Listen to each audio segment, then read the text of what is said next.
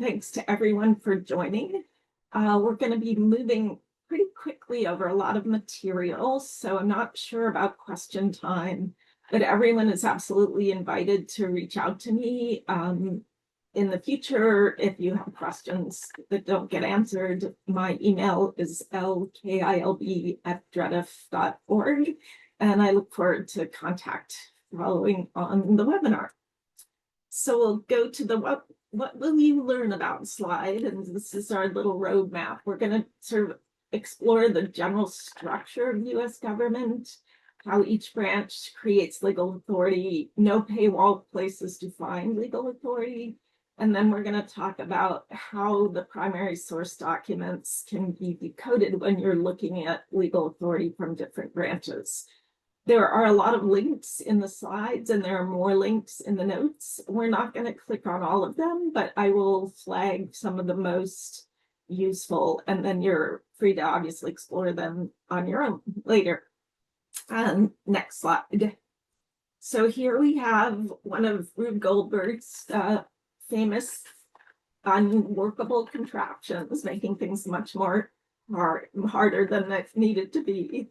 I put that in here because on the next slide, we find the basic structure of the US government, and it was actually designed to be completely inconvenient with the idea that the branches are going to keep each other in check. And so a lot of that structure comes into play when we're talking about the way each branch works. The next slide just gives a general definition of legal authority or the law. So each branch can create legal authority in very specific ways, and together they create the overall law. The efficiency and the functionality is really when each branch stays in its lane. And as we all know, it's a bit of a adventure at the moment because there are branches that are stepping back from their roles and obviously branches that are more aggressively pursuing their roles. So we're going to move now to what's in a name. And this is going to be to some degree of the technicalities of like what things are called. It's really the most useful just for understanding what type of authority is being created. So it's very useful to sort of be able to parse as you're looking at, especially new source documents, where did they come from and what do they mean and what is the scope of their authority. So on the internet, I often will start with Wikipedia. That's a trust but verify site, but it definitely has a lot of really useful information, including in a lot of situations, primary source documents. And obviously you need to then double check. You use it to start if you're otherwise having trouble finding something, but don't end there. Go to more sources that are going to give you really specific scholarly and reputable sources. One of the other places you can go for documents and law is the Avalon Project. I will let you explore that on your own in the future if it's of interest. In terms of context, the National Archives and the Library of Congress are both particularly useful. Less for primary documents, although they have some, and more for timelines and some insight into how and when authority was created and what was going on at the time. The next slide, I will ask Ali to click on the presidency.ucsb.edu link. This is actually a really remarkable website. You can bring it up. It has a timeline of every president from 1789 to the present. It includes a lot of links and treaties and statutes and executive orders and other materials. It's not an official website, so it doesn't have a truly comprehensive look at each presidency, but it's pretty close. It also takes a few years for them to index when there's a change in presidency. So at this point, Obama and earlier are definitely indexed. Probably most of Trump 45. Trump 47 and Biden are probably not fully indexed, which is where we'll get into some of the other sources and resources. So Ali, I don't know if you were able to bring that up, but if you just click on a president, you can give folks a view of what that looks like. Okay.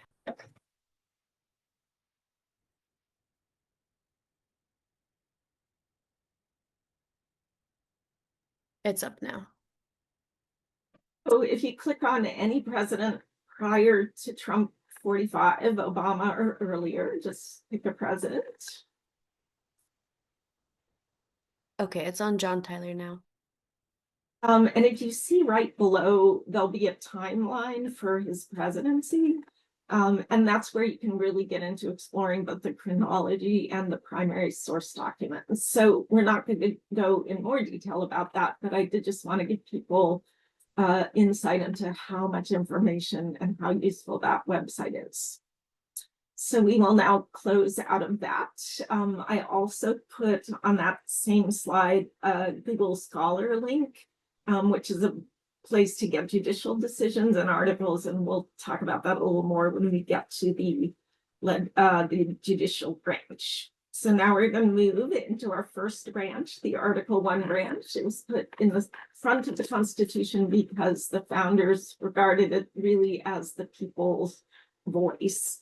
One of the consequences is that it's very inefficient because the people have a lot of voices in Congress, and the role of Congress really is to navigate all of those interests and hopefully come out with useful and constitutional legal authorities. So on the next slide, the key information about Congress includes a new Congress every 2 years. The first year is the first session, the second year is the second session. They are numbered chronologically. So the very first Congress under the Constitution sat from 1789 to 1791. We are now in the 119th, and it is sitting from the start of Trump 47 to 2027. I do like the Wikipedia list of US Congresses because it's a really good way to figure out, without doing the math, what year Congress was sitting at a time you're looking at relevant authority for that year. So we'll move to the next slide, and basically this is obviously pretty basic information, but worth remembering that Congress's main way of creating authority is via statutes. So a bill is a proposed statute, and a statute is a successful bill. Predominantly, what happens is that members of Congress themselves will initiate the legislative process.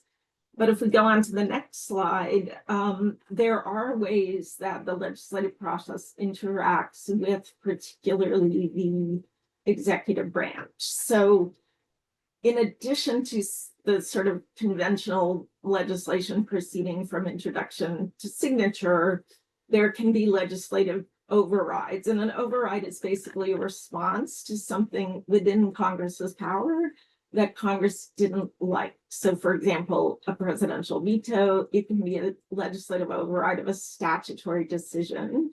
Obviously, the judiciary has the last word on the Constitution unless it's amended. And so the legislature has to stay in its lane on overrides in terms of only focusing on statutory authority. There also is this procedure, which I confess I was not familiar with until the start of the Trump administration, which is what's called a rescission request. And it's basically a request by the president for Congress to cancel a prior appropriation that Congress had authorized. And that's significant, not just because it means Congress can change its mind, which of course we knew, but because if there's a rescission request that is in fact honored by Congress, it means that appropriated funds from a prior Congress don't have to be spent the way that the original appropriation specified. It is worth noting that a rescission request to some degree honors the constitutional structure. The fact that Trump is now submitting rescission requests suggests that he's not fully comfortable relying on executive authority or even judicial authority when it comes to things generally within the purview of Congress. So obviously his goal is to get the things that Congress has done that he didn't like changed. There are some links in the notes to exploring past rescissions and historically, how different administrations stack up on the number of rescissions. We're now going to go back to Schoolhouse Rock, for those of you old enough to remember, in the next slide. So the two ways for a bill to succeed are the House and Senate pass it by simple majority, the president signs it. The second path is that the House and Senate pass it, the president vetoes, and then Congress overrides, which takes a 2/3 vote. In the next slide, we're going to start getting into some technical citation illustrations. The alphabet soup portion of the webinar has now begun. So legislative citations are both a timestamp and a category stamp, if you will. There are two categories of legislation: public laws and private laws, and we'll talk about that in a minute. But primarily, a primary source legislative citation is going to tell you when the statute happens. The same is true of what are called statutes at large. This is time information. And you can think of the statute at large as basically a giant chronological file of everything that the legislature has done. So you can think of it like your own inbox, digital or hard copy. On a given day, you might get a letter from grandma and a rehearsal schedule for the community play and a water bill. And the thing that those items have in common is that they arrived at the same day. So the stat citation is going to be very helpful in identifying the date of a particular action.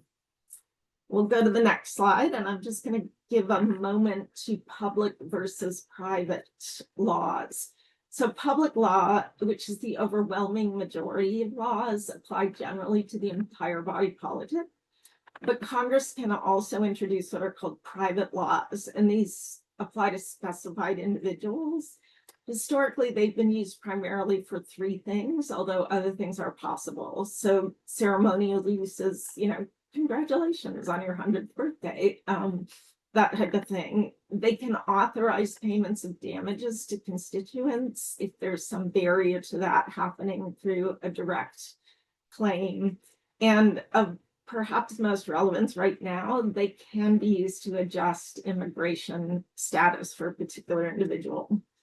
However, if we go on to the next slide, we can see the degree to which all of the legislation is basically wincing down, winnowing to a much smaller volume in the past. So I just picked the 118th Congress. That was the Congress that ended last year.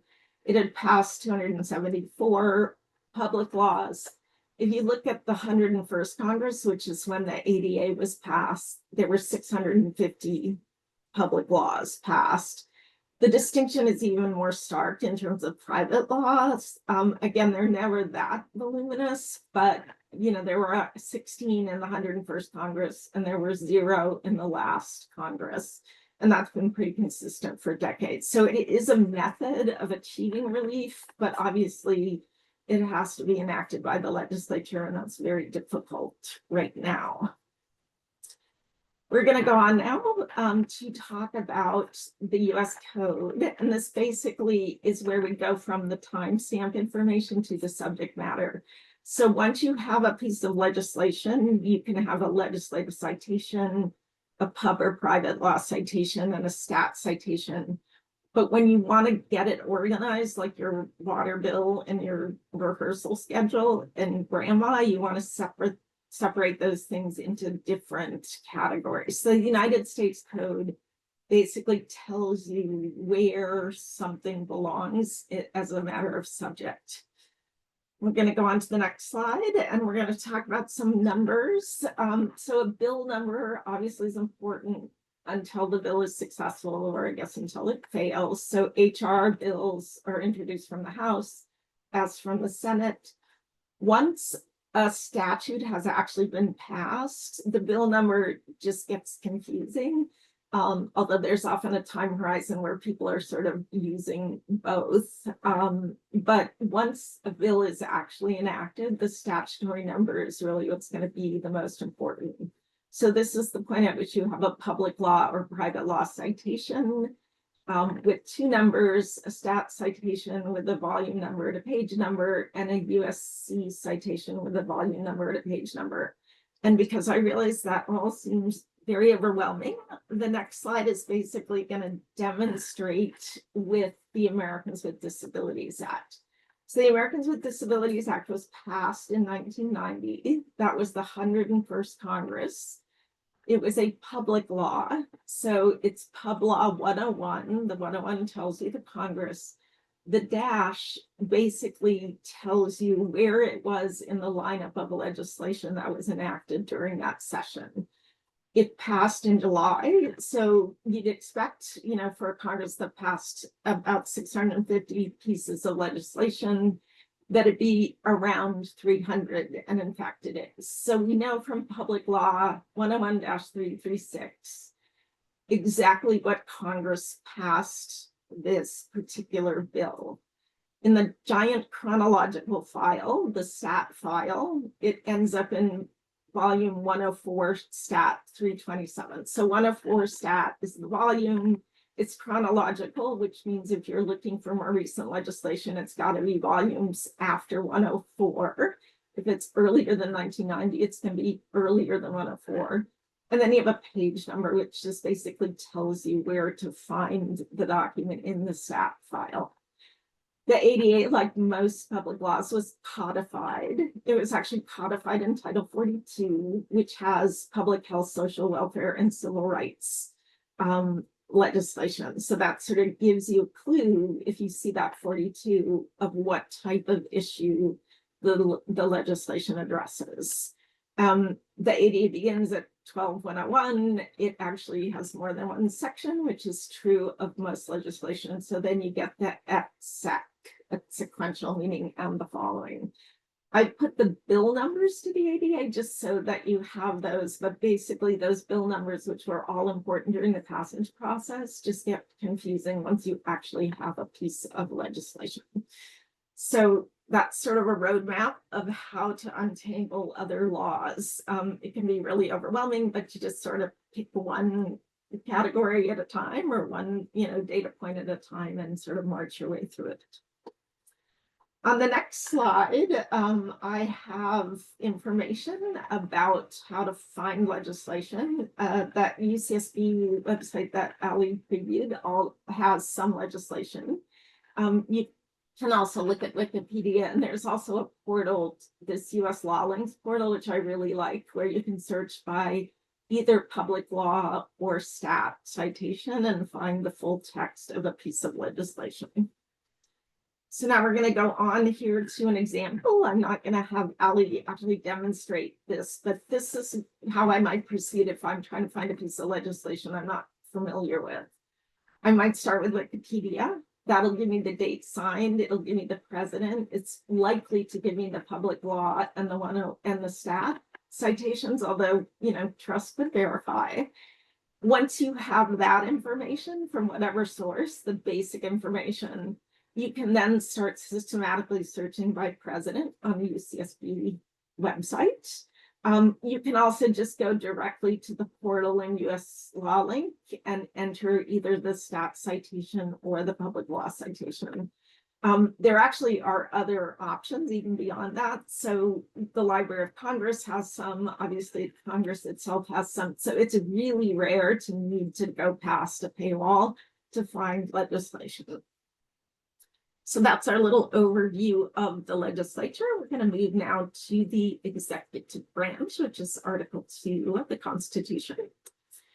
So in terms of the executive branch, the main way that the executive creates legal authority is by the president signing or vetoing legislation, by the president issuing rescission requests. And there is a little danger in that for presidents, because if Congress fails to act on the rescission request, it's some indication that maybe that appropriation is legally required to be spent as is by the president. I expect that will play out over the next years of the Trump administration. We'll see how that goes.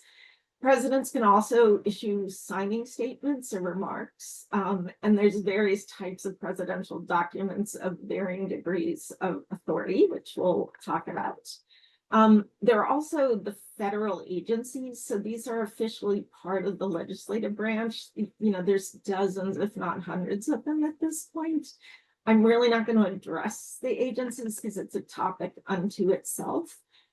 But agencies which are under the aegis of the executive branch can issue regulations. That's the most robust form of authority. They can also issue guidance and dear colleague letters and things that don't quite have the force of regulations, but can be informative, particularly if you're trying to figure out what is the history of implementation of a specific type of law. So we'll move now to the types of presidential documents, a little bit more detail here. Again, I'm going to set the agency regulations aside. We've noted signing and veto statements. Those don't really have the force of law, except as an informative part of legislative history. There are also presidential proclamations. These do not have the force of law. They can involve private individuals and can be ceremonial in the way that private laws can be ceremonial. So this could be congratulations on your 100th birthday, or glad you won the Eagle Scout Award, or whatever else is presented by a citizen to the president.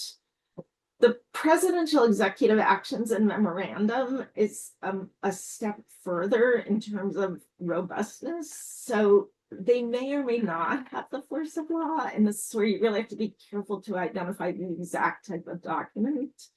They tend to have more force of law than proclamations, but less than executive orders. So the executive order issue is very, very prevalent in the Trump administration in terms of what falls in the category of memoranda or action versus executive orders. The true executive order has the force of law and can't be overturned if it's executed within the president's legal authority. Obviously, the scope of the authority is an outstanding legal question. But the first issue is it really an executive order? Because how you respond to an executive order is actually going to be different than how you respond to another type of action. We'll move to the next slide. I just put some examples of signing and veto statements so that you can again look at them if they seem interesting. There was a signing ceremony on the South Lawn of the White House in 1990, which I actually was honored to be at when George Bush signed the ABA, George H.W. Bush, and he did issue a signing statement. So there is, in fact, a signing statement for the ABA. There are a lot of veto statements as well by various presidents, and those can be informative regardless of whether there's a congressional override, because they tell you what the president was thinking the law meant. So we'll move to the next slide. In addition to just giving you the signing statement link for the ADA, I put in the remarks that Obama made in the signing of the Affordable Care Act. Again, you can look at those as examples. We'll go on to this Nixon focus slide illustrating veto statements. And I did put links in the notes. I didn't put them in the slides just so they would be, the slide would be more readable. But actually over the course of essentially a year, Nixon went back and forth with the legislature about enacting Section 504, specifically of the Rehabilitation Act. So the Rehabilitation Act of 1972, those amendments were presented to him in 1972. He vetoed them due to fiscal irresponsibility and the creation of organizational rigidities in vocational rehab programs. So that was his objection. He actually then did what's called a pocket veto, which is basically he ran out the time on the legislative session. So you will see this rush of bills that come towards the end of the session. And one of the things that can happen is the president can just sort of can ignore them, effectively ignore them, or make remarks about them. And there's no time for it to go back to Congress for an override. So that's how the first version of the Rehab Act of 72 met its demise. There was a second presentation that Nixon again called fiscally irresponsible and badly constructed. And then he actually did veto that at a time when there was time in the legislative session. There was an effort to override it, but the veto was ultimately sustained. So that's where the difference between majority to pass and 2/3 really comes into play. On the third time, Nixon actually did sign the Rehabilitation Act of 1973, and it is called the Act of 73 because it took longer than 72 to get it across the finish line. On the next slide, we're going to go into more detail about the nuances of different types of executive action. So the true executive order, and here I'm actually going to ask Ali to click on the Federal Register link. And while she's doing that, I'll just highlight the requirements. So executive orders have to be in writing. They have to be within legal authority given to the executive branch. They have to be signed, which isn't to say an ink signature, it could be an on a pen, but basically it has to have the designation of a specific executive. And it has to be quote unquote published. So now what published means, and if Ali has the website up, published means that it's included in the Federal Register, right? And I linked here to the portion of the Federal Register that collects presidential documents.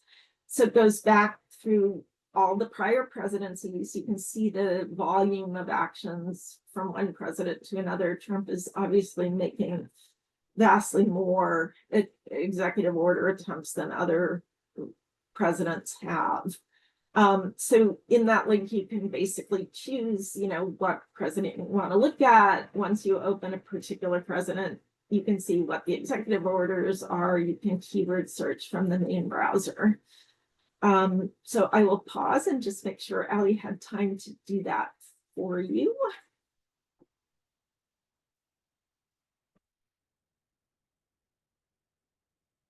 Ali, you can just let me know when it seems like we've had enough time to look at that. Okay, yeah, I think so. The website's up. Okay, so back on the slide, now we're going to talk about things that are not executive orders. An executive action and executive memorandum, those are actually technical terms of art, and what they really have in common is that they mean they're not executive orders. There's a great advantage to presidents who want to avoid the requirements of executive orders because they don't have to cite legal authority. They don't need to be published. They don't have to have a budgetary impact statement. And so often executive orders are, executive actions or memos are issued precisely to get around the requirements. The publication requirement in particular can have a timeline on it. But primarily these are used because the executive just doesn't want to have the requirement threshold for EOs. If you look at this second link, and I'll ask Ali to open it, I haven't actually calculated it, but my sort of impression is that about half of Trump's actions are executive orders, so they're found in the Federal Register, but about half of them are not. So if you want to find a non-executive order, the easiest way to do that for the current president is just to go to whitehouse.gov. If it's a past president, you can go back to the UCSB database. You can keyword search on a browser. A lot of times you're not going to really find it in a formal state because it really doesn't have much force of law. Although whether it has force of law in part depends on the degree to which it's ultimately challenged. Some actions like the, happy 100th birthday are not going to get challenged. Issues that constitute some of what Trump is doing without executive order are, of course, being challenged. So I will pause and just ask Ali to let me know if the White House website came up and gave sort of a sample of these non-executive order actions. Yes, the website is up.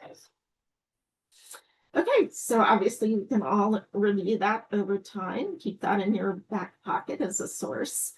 We're now going to go on to examples of executive orders. And I went back in time in part because it's always worth remembering that something that seems pushing the envelope when the opposition does it may be something that you want to do yourself. And at a minimum, it's worth thinking about the degree to which things that you want to uphold are a bit pushing the envelope, because you want to make sure that you're getting your arguments in order. So I picked two examples of things that were a bit edgy, might well have been within the president's authority, but raised some questions. So one was the creation of the U.S. Peace Corps. The legal authority for that, because the executive has to specify authority, was the Mutual Security Act of 1954. So it's basically presented as a defense, a national defense action. And there's some logic to that, because the soft power of the U.S. Peace Corps certainly has helped the U.S. Make friends and allies around the world. Because it was an executive order, it has a formal executive order number. That's the exec order no. And then it has typically a 5-digit number, depending on how far back you go. And we'll see when we get to the next one, that it may drop to 4-digit. So basically, obviously, the higher the number, the more recent it is. It has a date stamp. It was issued on March 1st, 1961, signed by Kennedy. It was published because that was the requirement. It's a volume 26, page 1789, which is an interesting number because that's when the Constitution came into being. And then it has a published date stamp of a day later, which is also really typical. Sometimes you'll see the date identical, but usually it's a day or two before the publication. FedReg site is dated with a different date. The second example I chose is interesting for a couple reasons. It banned the hoarding of gold, and that was literally the language. So Trump is not the only executive using somewhat hyperbolic language in executive orders. It cited the Emergency Banking Act of 1933, which was one of the legislative actions to help stabilize the economy in the Great Depression. It's a little iffy. Did banning gold really fit within that authority? But that is how Roosevelt rationalized it. It has an executive order number of 4 digits and a date in 1933. That date is actually really important. The other reason I chose this example is it predated the Federal Register Act of 1935, which became effective in 1936. So until 1936, there was not a publication requirement. One of the reasons we have one now is that Roosevelt was pushing the envelope and Congress wanted to push back. Interestingly, he ended up endorsing the Federal Register Act, I think in large part because he realized it was inevitable and had some sense, no matter the degree to which he was changing government, that there needed to be an equalization of the branches and a transparency. So that is my little trip down memory lane.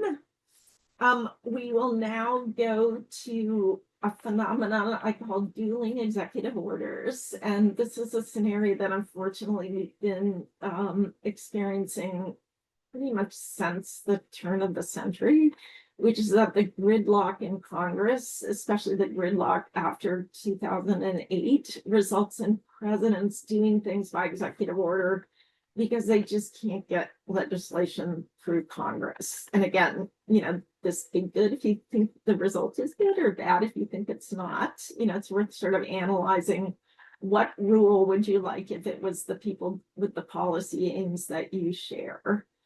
So I'm just using the example of the Antiquities Act. I chose that in part because there's been a lot of discussion about the age of the statutes on which Trump is relying, the Alien Enemies Act, being a prime example.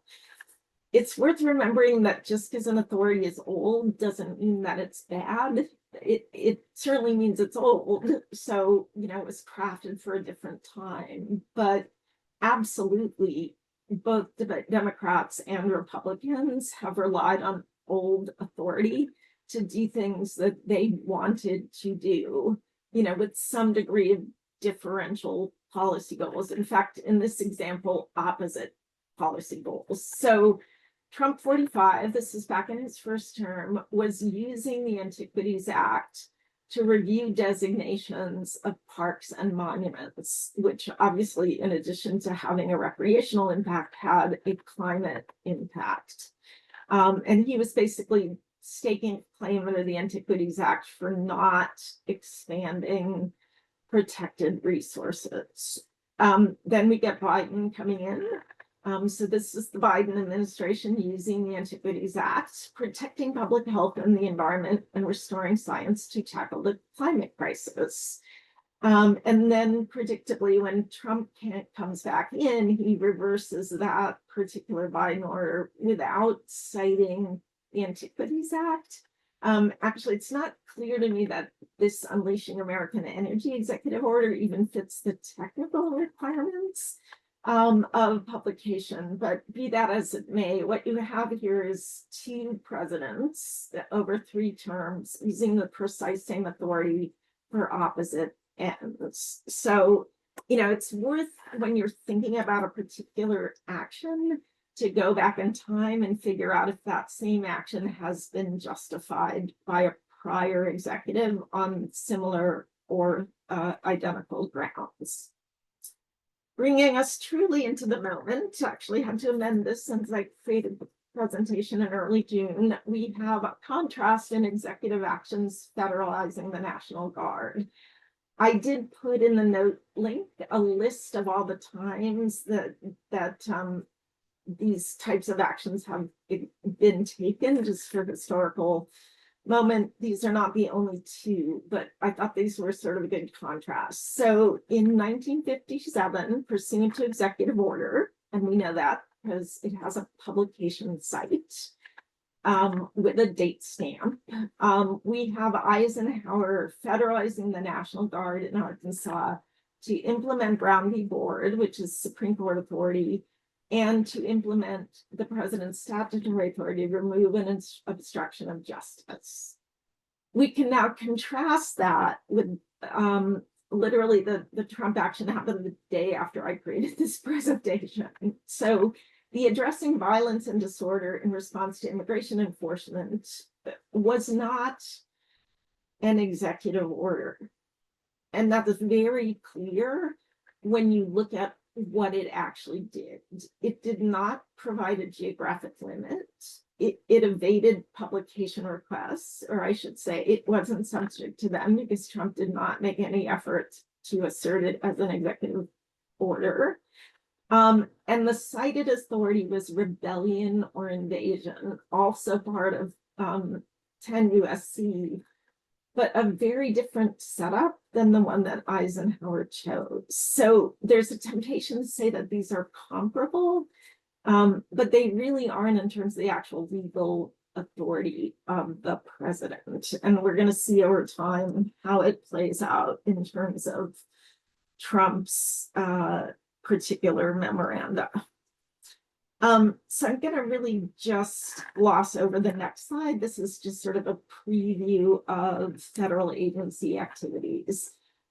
They're pursuant to statutory authority. They're a delegation of authority from Congress and the president via statute.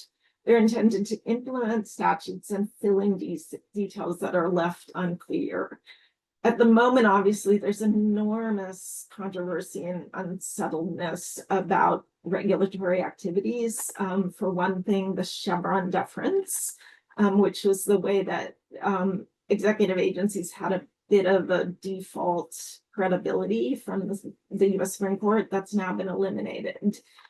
There still are there still are specific processes that agencies have to follow. They generally fit under the heading of transparency and authority. There is something that I have to confess was not on my radar called a direct final rule which is something actually that those of you on a lot of the disability rights listservs are aware of.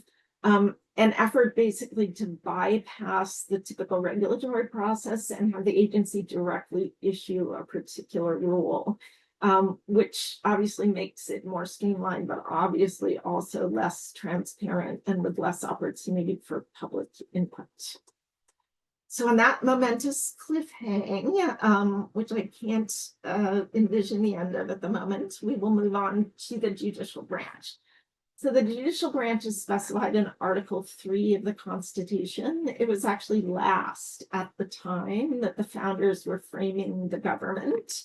If you've heard the phrase Article 3 judge, what that basically means is it's somebody has been appointed to the bench via a method that satisfies the requirements of Article 3 of the US Constitution. There are non-Article 3 decision makers, magistrate judges. So, another thing to know as you're thinking about authority is, what is the level of decision-making authority by what George W. Bush would call the decider. Is the court that issued the ruling, does it consist of Article 3 judges or an Article 3 judge or not? So in terms of how courts actually make law, this is our next slide. Typically, they create authority via what's called case law. So this is judicial decisions issued in litigation or lawsuits. For the most part, they're published, but they can also be unpublished. And we'll talk a little bit about that in a minute or so. But basically, the published decisions can be citable generally for the body politic. Unpublished, not. They only apply to the very specific case. And sort of a comparability to public law versus private law in the legislative sphere. There are three main levels of federal court cases, and here we're just talking about the federal courts. There's obviously a state court system as well. So the federal courts consist of the district court, which is a trial court. That's where you go at the beginning. If a trial court makes a decision, it can be appealed to the circuit courts, which are the intermediate appellate courts. And then the highest court, of course, is the US Supreme Court. So, well, obviously published decisions, particularly circuit and Supreme Court decisions, get a lot of visibility, as they should. They're very important. Most cases never get there. Most cases settle at the district court stage without even the district court creating an opinion. There are district court decisions that are never appealed because often that just breaks the law down to settlement. And if a case does go to the appellate court and there's an appellate decision, there, for the most part, is not a matter of right to go to the Supreme Court. There's some exceptions to that, but you're really looking at the very tippy top of a pyramid of cases that get to the Supreme Court. So on the next slide, we're going to do a little technicality language exploration here. So many folks have heard of what's called a caption on a pleading. It is what describes the filing of the court, who filed the case, who filed the motion or the order that's in the docket, what the case number is, what the lower court number was, et cetera, et cetera. That generally takes up a full page of what's called a pleading, which is a document actually filed in a court. The style is really this technical and much skinnier part of a caption that's basically the party name and the party name, so-and-so versus so-and-so. It can at times include the court number or the case number, but generally it's, if somebody's saying what's the style, the answer is going to be something like Doe v. Doe with whatever party names. Keep in mind that party names can change if a party drops out. So if a party name is different, it might be because a party is dropped out or another party is joined. You don't really know. There's also something that's unique in the style of US Supreme Court cases. So typically the first name in the party versus party is the person or entity that initiated the lawsuit, who actually got the ball rolling. The plaintiff. And then on the other side of the V, the party name of the defendant, basically the people who did not initiate the case, but were called into court because someone else dragged them into court. Regardless of what's going on at the district court level or the intermediate court level, the party names tend to stay on the same side of the V. You know, it may be that the plaintiff loses, but in the intermediate, excuse me, it may be that it may be that the plaintiff wins, and the defendant loses, and the defendant then appeals to the intermediate court, but the immediate court caption and the intermediate court style is still going to have the plaintiff name on the first side of the verses. There is a pronounced exception for the US Supreme Court. So the US Supreme Court style, the first name is always going to be the party that asked for high court review. And what that tells you is that first name has lost the case below, because you can only appeal if you've lost. The winner does not have a chance to appeal. It's a split decision. There can potentially be a partial appeal for either of both parties. But the US Supreme Court style can flip. It can be a little disconcerting, especially if you're trying to look alphabetically. So, you know, just keep that in mind, that there are times when maybe even half the time that the US style is going to be actually the polar opposite of styles in the lower courts. So now we're going to go on to what's called a slip opinion. So slip opinion is sort of a hot off the press situation where all of the formalities that we talked about with codified and formal citations have not yet happened in any branch, because it's truly just been issued. So slip opinion, it literally used to be that there was sort of a distinct piece of paper, loose leaf paper, that would get handed down, and that was the first announcement, the first iteration of the opinion. There typically is a notation on the opinion, whether it's published or unpublished. Historically, unpublished decisions, as I mentioned, only bind in that one lawsuit, but there's actually been a recent change in that, and it's sort of a change grounded in the logic of the modern world. It truly used to be often impossible and certainly very difficult to find unpublished opinions, because the way that you found opinions was that you went to a bound reporter book and you looked in the reporter book at the right part, and there was your opinion. And that reporter book would only contain published opinions. The unpublished opinions would end up, in dead storage in a court for however long they were supposed to stay there, and then drifted off into the Indiana Jones warehouse of, where documents go to die.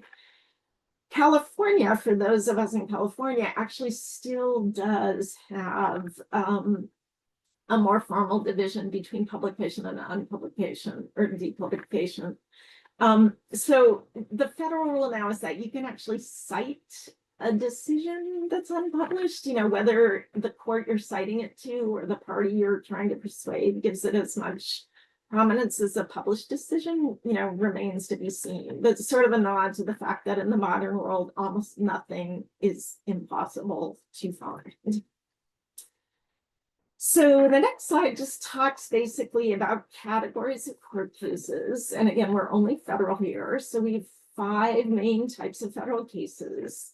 Appellate cases specified by numbers, and we'll talk about the numbers in a moment. Bankruptcy cases, which have this BK abbreviation. Criminal cases, which are CR. Civil cases, which are CV, and multi-district litigation. Multi-district litigation is a complex scenario where there's litigation initiated over a topic of significant interest in different parts of the country, and courts are trying to coordinate that. And folks who do multi-district litigation, that may do most of what they know. For the rest of us, actually, often we sprinkle ourselves among these other 4 categories. So they're folks that only specialize in appellate cases, only in bankruptcy cases, only in criminal cases. personally, like many of you, I do civil cases, which means most of my civil case numbers are going to include the CV. The appellate cases will also come into play when you appeal or are defending a CV decision in the lower court. So the numbers, and we'll have an example of this momentarily, the numbers include the year the case was filed and the number of the case. The year is obviously, very helpful. The case number, much like the sort of number of a piece of public law legislation, tells you kind of when in the rotation the case was heard or decided. So this next slide is about coding party pleadings. I actually chose the Grants Pass decision, which is the recent litigation around, unfortunately turned out badly, around anti-camping ordinances affecting people living without shelter. So this case started as Blake v. City of Grants Pass. Blake being one of the plaintiffs, was ultimately superseded by Johnson. So the style changed, even in the intermediate court. In that trial court citation, you can see that 18, that's the year 2018 it was filed, CV, it was civil.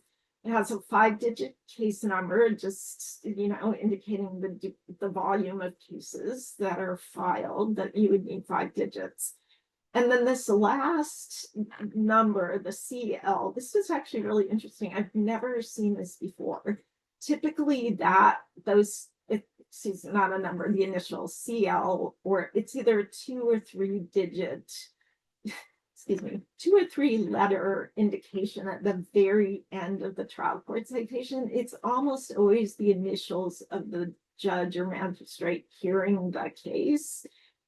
For some reason, in the District of Oregon, every judge is identified by their own initials except Mark Clark, who mysteriously is identified as CL. So in some ways, this is a bad example, because typically it's very informative to look at that final letter and letters, and if you know the bench, you can figure out what the judge is. So I will leave the Oregon mystery for solving by someone with more insight than I have. We'll just look here at Johnson v. City Grants Pass. This is the Ninth Circuit proceeding. Obviously, while the style changed, and you wouldn't know this from the site, but I know that Blake and Johnson were both plaintiffs, and so the style is sort of as is typical, which is that the plaintiff is first and the defendant remains named second. The citation is a 2-digit year followed by the number of the case. So 20 meaning 2020. And then the citation of 5 digits.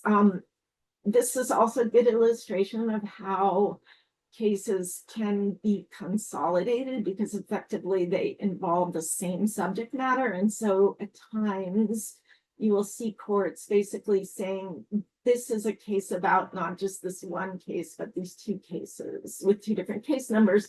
We're hearing them together because effectively they're legally the same, or they're legally enough related that we want to decide them together. The style in Grants Pass flips when we get to the Supreme Court. What we know from that is that Grants Pass lost below because they are now first, and so the defendant is first, Grants Pass, and then the plaintiff is second.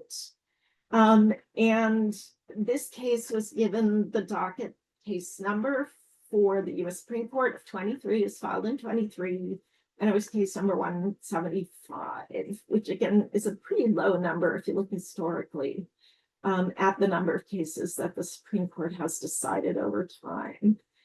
So these are basically the party pleadings when things are actually pending, and you're really with slip opinions and filings, and the case really isn't over in any true sense.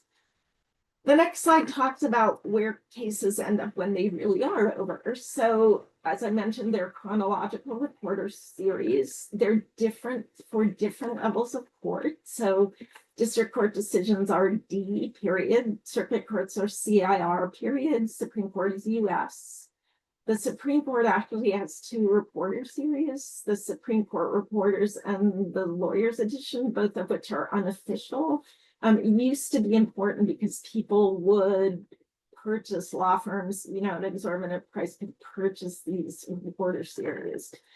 Pretty much at this point, we just rely on the internet. And then you can see the FSUP citation and the F citation for circuit court. So if you decode that, you can sort of tell from the citation precisely what level of court decided something.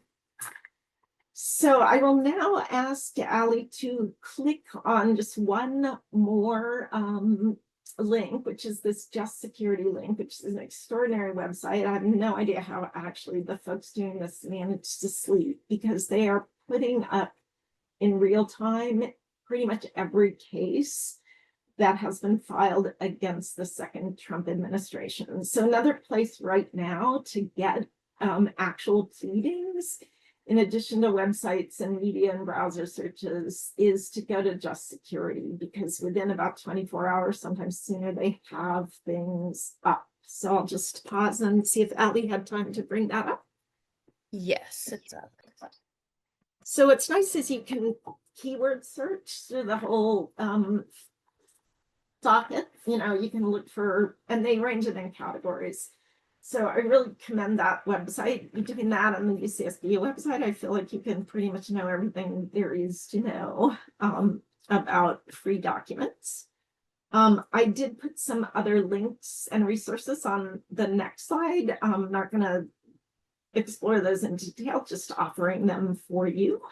And then I put on the following slide about decoding lawyer court decisions, where to find the grants pass decision, which is what I also used as an example of legal citation form.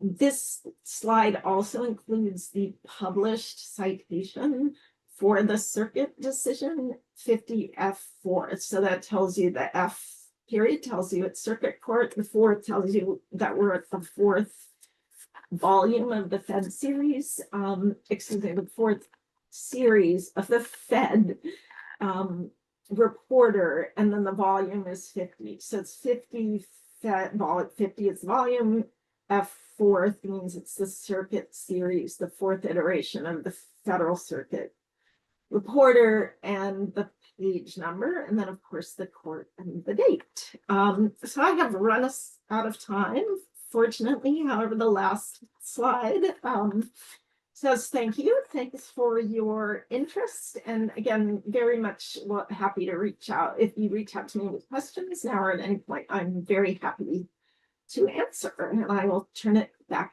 over to Ali. Thanks, Linda. I don't have anything else to add, but thank you all for coming. Right, that adjourns our webinar.